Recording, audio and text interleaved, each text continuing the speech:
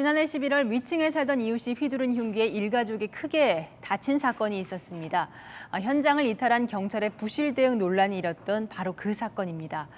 피해를 본 가족의 부인은 뇌를 일부 잘라내야 했고 남편과 딸도 트라우마에 시달리고 있습니다. 이 사건의 주요 원인 중 하나가 층간소음이었는데 층간소음 분쟁, 사실상 방치 상태나 다름없습니다. 다시 간다, 남영주 기자입니다.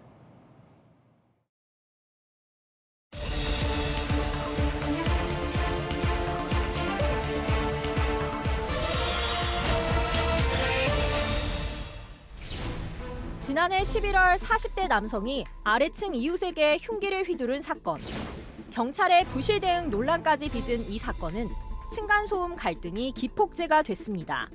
위층 남성과의 갈등으로 이사 갈 집을 구하던 바로 그날, 일가족 3명이 변을 당했습니다.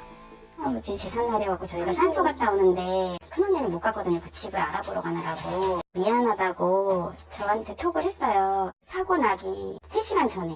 당시 가장 크게 다친 40대 여성은 뇌의 일부를 잘라내 반신불수가 됐습니다. 집안이 다 이제 풍비박산 정도로 나가지고 형부는 수술을 해야 되는데 지금 치료를 못 받고 있어가지고 조카 같은 경우는 취업 준비 중이었는데 얼굴에 너무 심하게 찔려가지고 취업은 지금 생각도 못하고. 현장을 이탈해 해임 처분을 받은 경찰관들은 징계에 불복해 소청 심사까지 제기했습니다. 일가족 4명 중에 3명이 찔렸으면 적어도 사과 한마디는 해줘야 되는데. 흉기 난동 사건이 벌어졌던 장소에 다시 와봤습니다. 출입문에는 여전히 층간소음 유발 행위들을 금지하는 안내문이 붙어 있는데요. 사건 이후 피해 가족들은 결국 이사를 갔습니다. 하지만 달라진 건 없었습니다. 달라진 것들은 없었어요? 아무것도 없어요. 이사를 안 들어오잖아. 근데 소문이 나가지고 누가 오고 갔어요? 나무 시간 동안 몇번 싸웠는데 쾅쾅쾅거리고 아주 시끄러워 죽겠다 진짜. 2002년 지은 서울의 아파트. 2년째 계속된 층간소음에 자기 전 귀마개를 쓰는 건 일상이 됐습니다. 어디로 도망갈 수도 없고 내가 나가서 차에서 잘까 이 생각도 한 거예요, 저희.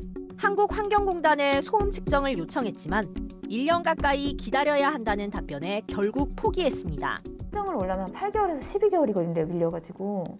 근데 12개월 뒤는 저 집에 이사 갔을 수도 있고 내가 이사 갔을 수도 있고. 코로나19로 집에 머무는 시간이 늘면서 층간소음 상담은 지난해 4만 6천 건으로 역대 최고치를 기록했습니다. 하지만 층간소음으로 인정받은 건 40건 뿐입니다. 측정 방식이 원인으로 지목됩니다. 지난해 경기도 아파트에서 녹음한 소리입니다. 위에서 바닥을 찍는 듯한 쿵쿵 소리가 나지만 24시간 동안 측정해서 1분당 평균을 내면 낮에는 38데시벨, 밤에는 35데시벨 수준, 층간소음 인정 기준에 5데시벨 정도 못 미칩니다.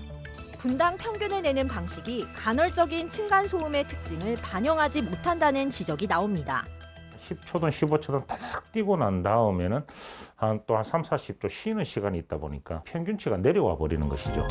층간소음 기준도, 분쟁 해결 대책도 현실을 반영하지 못하면서 층간소음은 전국 곳곳에서 범죄로 이어지는 갈등의 불씨가 되고 있습니다.